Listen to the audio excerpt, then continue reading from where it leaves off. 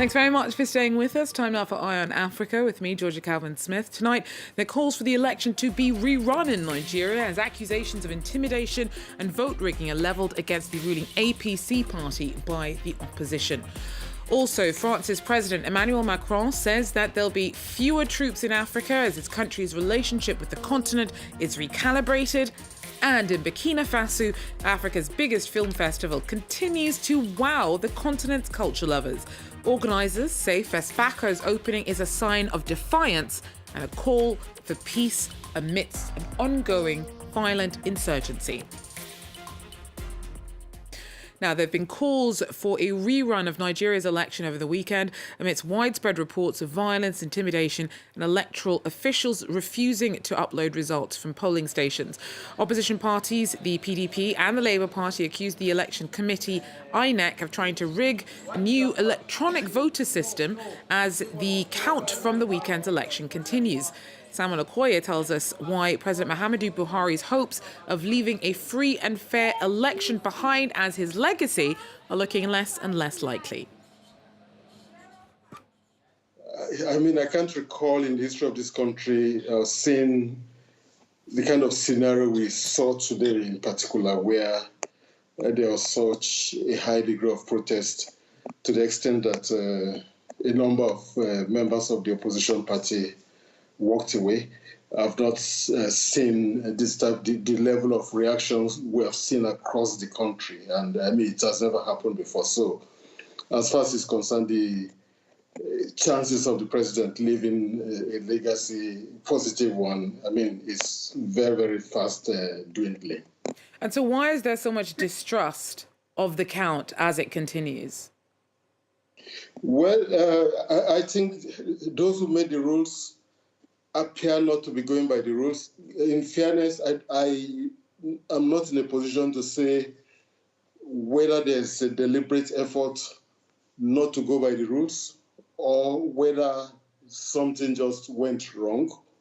The rules was that results should be uploaded to the server from where these votes were cast. And the reason for this is that in the past, we've seen, this is a new system, by the way. In the past, we've seen instances where you have elections and then these things are stolen or figures are manipulated between where you have the votes cast and then where they're supposed to have collation. And the new system is that when votes are cast, instantly they are transmitted to the server of the National Electoral Commission. Just why this did not happen leaves a lot of questions about credibility. As I said, I'm not in the position to say whether the system was deliberately manipulated so that nothing goes to the server. Maybe something went wrong. I don't know, but many Nigerians are bound to say that it was deliberately manipulated. So that's why we are, that there's a lot of suspicion that the rules are made, which are meant to make elections credible. And if these rules are not followed, then somehow people might be justified to say that there's something fishy about it. And if enough people think that there is something fishy about the vote, what do you think might happen if there is widespread unhappiness with the results as they are announced by INEC? The system, to a very large extent, has been compromised. The trust in the system has been compromised. If INEC continues as they've chosen to do, announcing the results, there will be protests. And I think possibly some people may go to court and ask the system, the whole exercise to stop. That, I assume, will happen.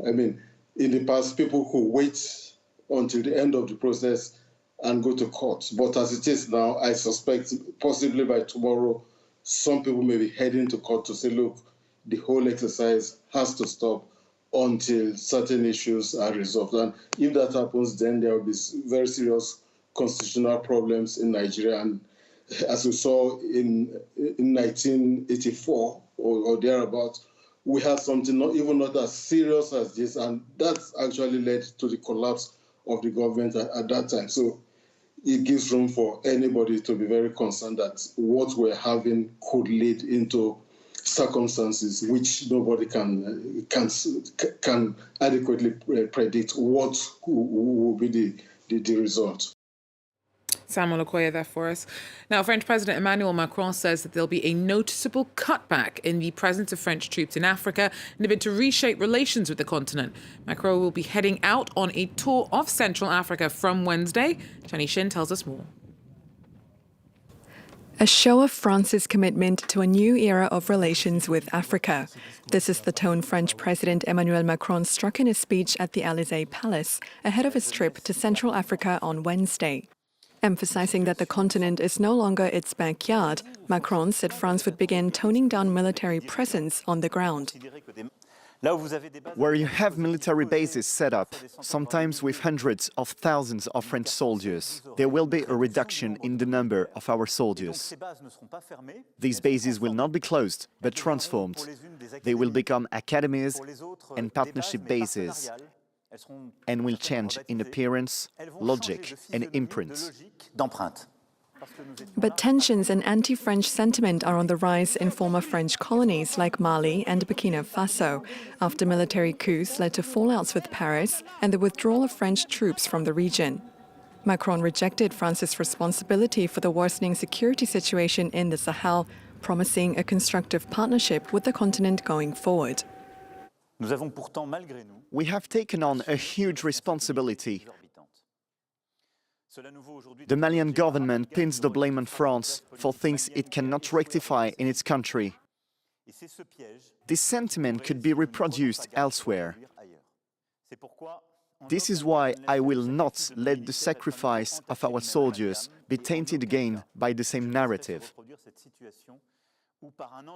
I will not let France become the scapegoat again. The French head of state will first touch down in Gabon to attend an environmental summit on Wednesday, followed by Angola, the Republic of Congo, before wrapping up in the Democratic Republic of Congo.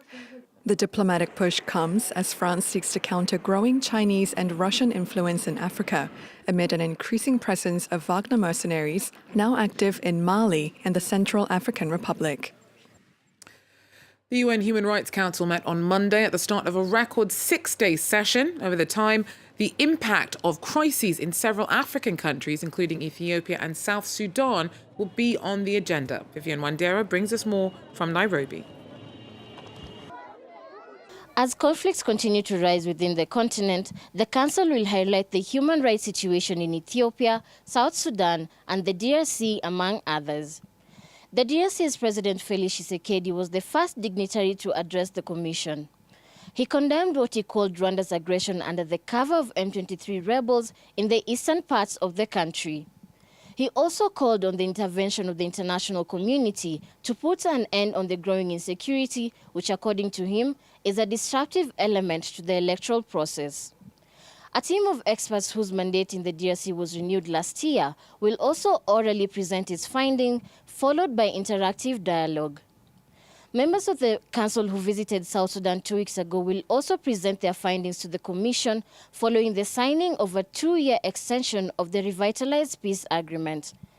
Experts will also brief the Council on Ethiopia, where serious concerns have been raised on widespread violation of human rights against civilians in Tigray, Afar, and Amhara regions. Ethiopia's Justice Minister is set to address the Commission on Tuesday following the signing of a peace agreement between the Ethiopian government and Tigray rebels, all while his country is being heavily scrutinized by the international community. At the end of the meeting in 5 weeks, the Commission will give recommendations to countries on what they can do to improve the humanitarian situations of its citizens. Vivian Wandera there for us. Now, Africa's largest film festival is underway in Burkina Faso. FESPACO has been hosted in Ouagadougou for over 5 decades now. A deepening security crisis has made that particularly difficult this year. Sophie Lamont tells us more.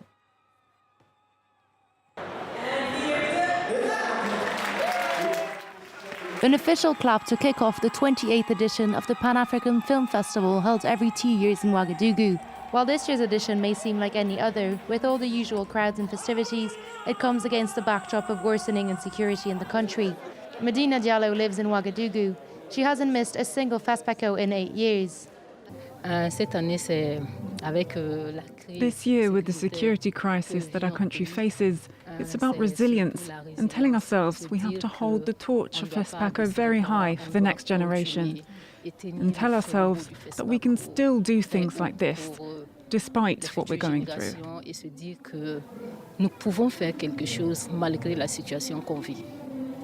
Burkina Faso has faced unprecedented terrorist attacks since 2015. 10,000 people have died, 2 million people have been displaced, and the country went through 2 military coups last year. But the Minister of Culture hopes that the FESPACO could shine the spotlight on another facet of Burkina Faso. Le contexte est difficile. Nous faisons face à des attaques terroristes. The context is difficult. We are dealing with terrorist attacks. But that's not all what Burkina Faso is about. There is, of course, a whole set of measures to ensure the event is safe. Resisting through culture is the mantra of the 7th General Delegate of FESPACO. He's managing his 2nd edition after dealing with COVID-19 in 2021.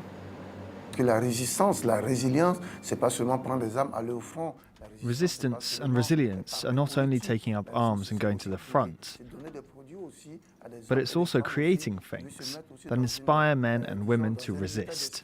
The festival features 170 films and documentaries from around 30 African countries and the diaspora, all focused on building a culture of peace. And the Eritrean winner of Africa's biggest cycling competition is basking in his success. After 8 days of hard racing, the Tour of Rwanda, Henok Mulueberhan was crowned winner on Sunday. He said it was the best day of his life. Our Clément Duroma was there. This year, the Thousand Hills did not spare the cyclists competing for the Tour of Rwanda. Nearly 30 athletes gave up during these 8 days of racing. The stages were even more ambitious than in previous years, with significant elevation and an altitude level that came as an issue for Western riders. In the end, it was Henok Mulueberhan, an Eritrean exceptional sprinter and climber, who won the Tour after dominating several stages and just 1 week after being named African champion for the 2nd time in Ghana. My team told me to stay calm and follow, and the team told me to go, and I started the sprint, and I won the stage, and I won the Tour. Yeah, to win Tour Rwanda is one of my best goals, so I won, and so it's really amazing job with the team, so I'm happy to win here. Despite the presence of another Eritrean and a South African in the top 10 of this Tour, Western riders still tend to dominate the top ranks, and we've witnessed the huge disappointment for the Rwandan national team, which didn't manage to reach the top 20, partly because of their best riders giving up. Rwandans will have to do better for the next edition of the Tour, but also prepare for the World Championship in 2025, which will take place in Rwanda and for the first time in Africa. Well, that's it for Eye on Africa. Join us again. Take care.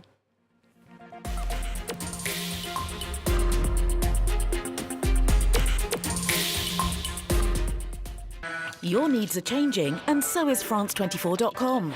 With articles, reports, the latest international news, all our programmes available on replay, together with live broadcasting 24/7. Intuitive, fast, and available in 4 languages. France24.com. Liberté, égalité, actualité.